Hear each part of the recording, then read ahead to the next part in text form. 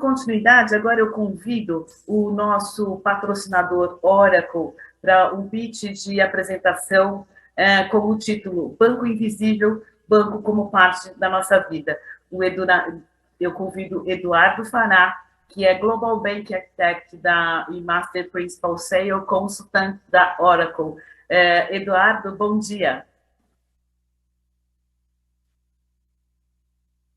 Bom dia, Jaqueline, tudo bem? Boa tarde, boa noite, caso alguém esteja nos assistindo aí de outras geografias. Muito obrigado pelo espaço, pela oportunidade.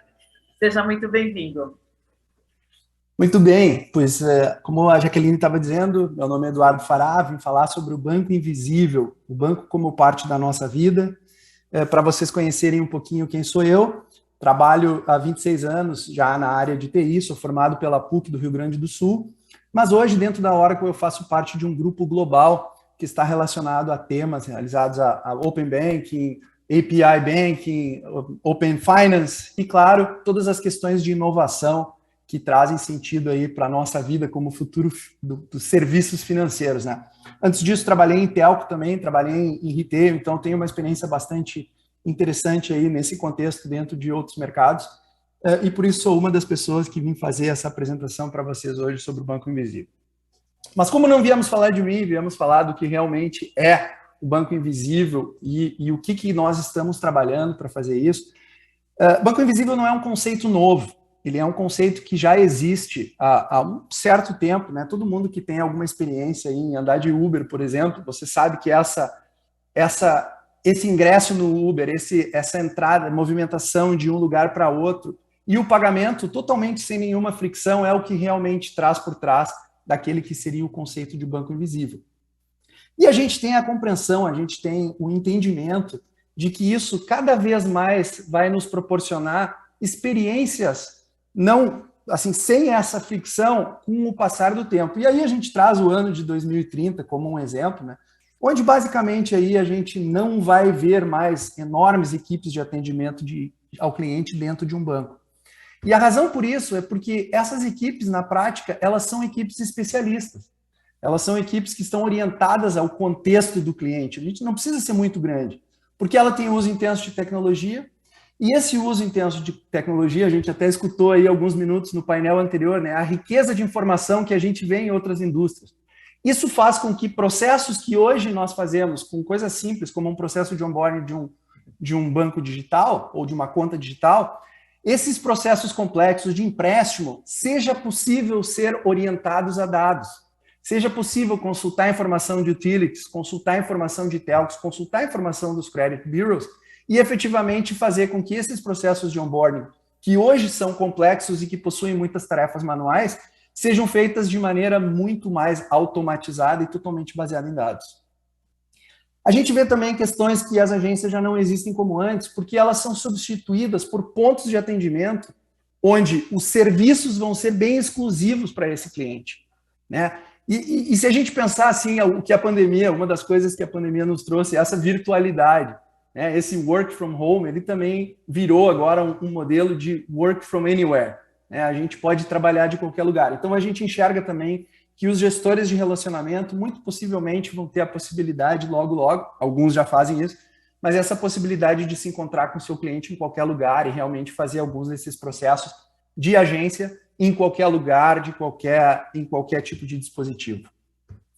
As equipes de vendas, elas não são centralizadas só em vendedores. Né? Na prática, o que significa isso é que todos os colaboradores de uma instituição financeira, eles realmente vão ter a capacidade e o ferramental para ser um vendedor também. Então, esse vendedor no bom sentido, né? O caixa, por exemplo, de uma instituição financeira, ele tem bastante informação do cliente. Quando o cara chega na boca do caixa, ele já pode saber qual foi a última vez que ele foi no atendimento, o que ele está procurando, se os pagamentos têm algum pendente, etc. Porque as soluções, elas são capazes de entregar esse tipo de informação de forma bastante ágil. Assim a gente visualiza. E, finalmente, a questão de aplicativos de bancos. Né? Aqui entra a sinergia das indústrias. Né? A gente enxerga que com o conceito do Bank as a Service, popular BaaS, né, o banco vai existir em qualquer lugar. O aplicativo do banco existe, vai continuar existindo, a instituição ela tem marcas fortes e elas vão seguir-se nessas marcas fortes, mas na prática ela tem o potencial e a capacidade de oferecer esses serviços para telcos, para utilities, para retail, para outros tipos de indústrias que realmente vão fazer uso daquilo. O que a gente realmente vê e enxerga como potencial futuro é que a gente tenha produtos financeiros tal qual a gente tem hoje produtos num varejo, né? Se eu quiser comprar uma bicicleta, eu vou entrar no site, vou comprar, vou escolher a cor, o modelo, e não importa realmente quem está me vendendo essa bicicleta. O que importa é que ela cabe no meu bolso, é do jeito que eu gosto. O produto financeiro é a mesma coisa. E aí, para isso, eu trouxe algumas palavras aqui que vêm do Javier Rodrigues Soler, que é um executivo do BBVA aqui nos Estados Unidos. E o Javier ele diz o seguinte: desde que o cliente receba um bom empréstimo e estejamos ajudando, não me importo de que ele acredite que o Target, que é uma instituição de retail aqui nos Estados Unidos muito grande, esteja lhe concedendo esse empréstimo. Então, na prática, o que a gente quer dizer assim, o banco continua fazendo aquilo que o banco é bom, que é trabalhar com soluções e serviços financeiros. E aí as outras indústrias podem fazer uso desse benefício, entre aspas, benefício, né, que é realmente aproveitar esse trabalho do banco e consumir esses serviços de maneira transparente, transformando aquilo que a gente chama de experiência invisível para o usuário. Agora, para a gente chegar a ser invisível, para conseguirmos ser invisível, a gente precisou passar por etapas, e essas etapas são segmentos que foram melhorias trazidas pela indústria financeira ao passar dos anos. Então, os mais jovens talvez não acreditem, mas houve um tempo em que a gente ia e só fazia banking indo numa agência. O que foi importante dessa relação? A gente gerou muita confiança. Nesse momento, a gente precisava ir na agência, a gente tinha uma relação totalmente baseada num gestor de relacionamento. Era um gerente de contas que cuidava da conta do Eduardo Fará e fazia tudo para o Eduardo Fará.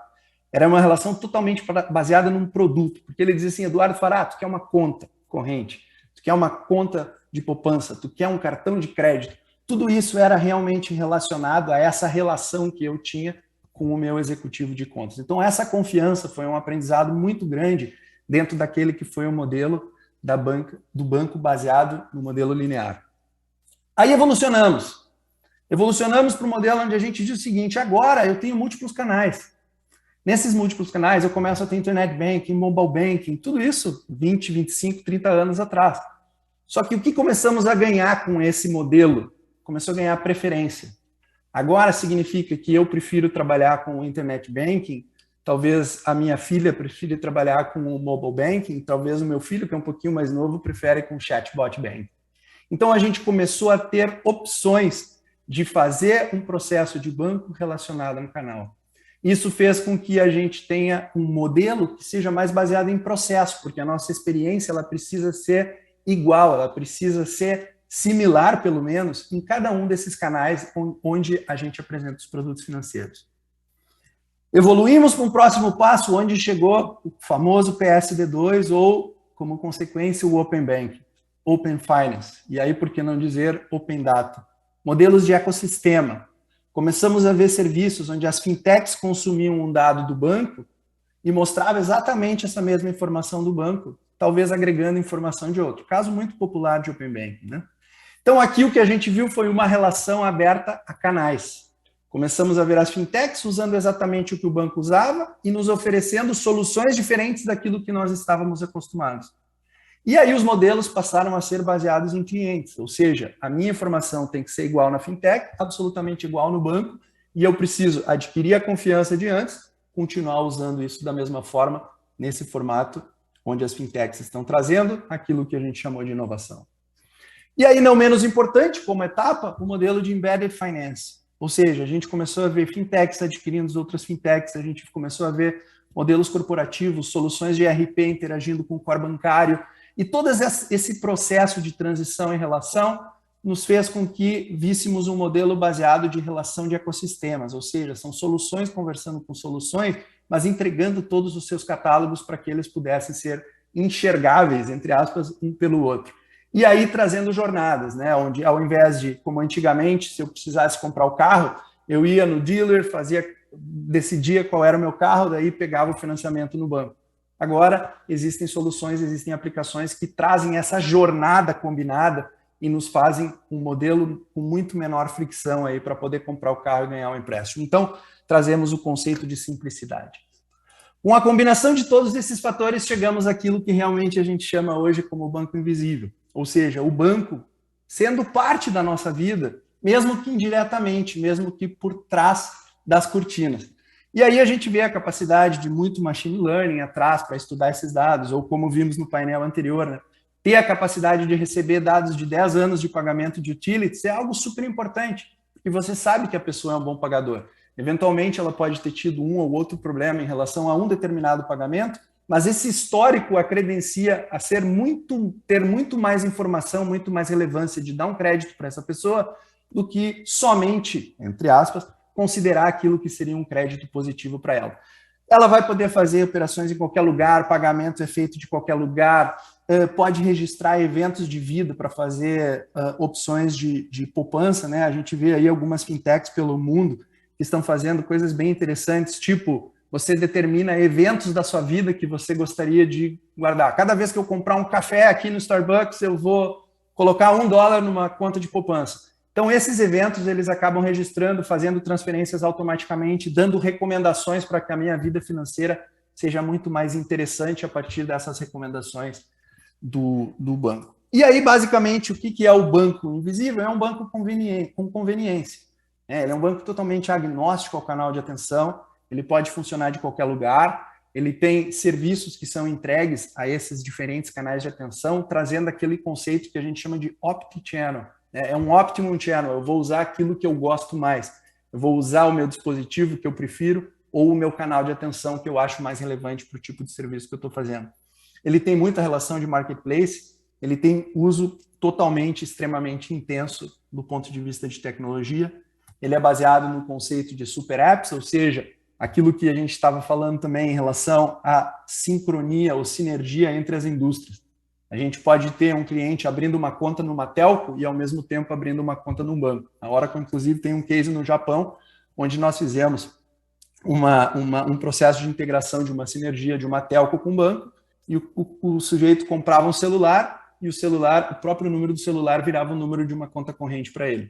Então, esse tipo de situação é o que realmente a gente vê como banco invisível, essa capacidade de entregar informações agnósticas aí à indústria à medida que cada uma das indústrias possam utilizar. E aí, claro, entra o conceito do BaaS, né? O Bank as a Service. Uma das coisas importantes que eu queria contar para vocês, assim, é claro que se a gente for pensar assim, poxa, Eduardo, mas tu acredita realmente que tudo isso aí vai estar disponível em 2030? Ou que talvez tu acredite que tudo isso vai estar disponível só em 2030? A gente já vê muita gente fazendo esse tipo de movimento, né? Existem muitas dessas movimentações que alguns bancos hoje até já possuem, mas acho que massivamente são coisas que levam um determinado tempo, muito banco ainda tem arquiteturas de alguma forma obsoletas em relação à tecnologia e eles estão em processos de transformação, apificação de tudo isso, que são coisas bem importantes realmente para conseguir ser um banco invisível, né? Então a gente não tem, mesmo sendo oráculo, não temos a pretensão de realmente descobrir como vai ser o ano de 2030, mas a gente acredita que com algumas ações a gente consegue realmente ajudar a construir essa visão que será em 2030. E para ajudar a construir essa visão, uma das primeiras coisas, que é claro, a Oracle trabalha, e é bem importante mencionar, a nossa disponibilidade aí em múltiplas regiões, né? Temos aí hoje, no fechamento de abril, 30 regiões ativas com Oracle Cloud, existem mais 8 em planejamento, muitas delas são interconectadas com o Azure para a estratégia multi-cloud. E aqui acho que um ponto clássico, assim, como a gente pode ajudar nessa invisibilidade, né, é assegurar coisas como, por exemplo, soluções da indústria financeira, soluções específicas do segmento de indústria financeira que permitem utilização de modelo BaaS. Então, bancos podem oferecer serviços a outras instituições, quero dizer, instituições de outras indústrias que estejam interessadas em consumir serviços financeiros da indústria financeira, como, por exemplo, uma loja onde, sei lá, estamos aí em ano de Copa do Mundo, o sujeito quer comprar uma TV de 200 polegadas, ele chega na loja, ele não tem dinheiro suficiente, ele pode fazer um crédito pré-aprovado ali, onde rapidamente essa instituição de varejo usa o serviço de um banco para abrir aquele empréstimo para o sujeito. Um outro ponto relevante, aplicações que são especialistas, né, ou realmente aplicações que nos permitem um modelo específico de negócio, onde se eu quero, o varejo precisa de uma solução de empréstimo, ele vai olhar para uma solução de empréstimo e não um core bancário completo, que tenha tudo. Ele realmente pode focar naquele que é o segmento de negócio que ele está buscando. Técnico, mas muito importante, aplicações que tenham APIs para tudo. Para ser invisível, você tem que ser headless, você tem que estar por trás. E para estar por trás, você tem que ter soluções que realmente entreguem APIs para todo e absolutamente qualquer serviço que o banco possua.